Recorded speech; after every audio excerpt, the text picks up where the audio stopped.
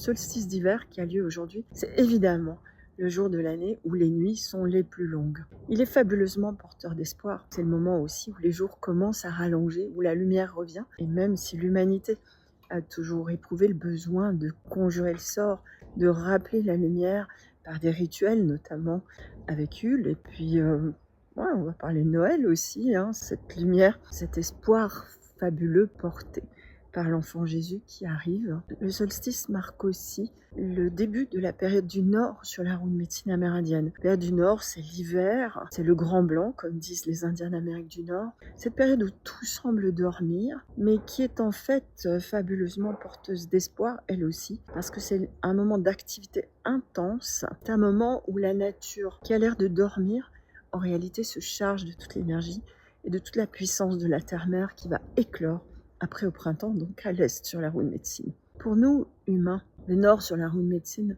c'est le meilleur moment pour se retirer en nous-mêmes, de laisser les choses faire, de se mettre en repos, de méditer. C'est aussi le moment d'accepter les ténèbres, parce que c'est souvent au cœur des plus profondes ténèbres que peut jaillir la plus grande lumière. Pour ça, ce que je t'invite à faire, c'est à rentrer dans ton intimité, autant que tu peux le faire, à rentrer en toi-même. Et pour t'aider à ça, si tu le souhaites, j'ai enregistré une méditation guidée que j'ai appelée méditation de Noël, mais qui va bien pour toute cette période du début du Nord sur la roue de médecine amérindienne.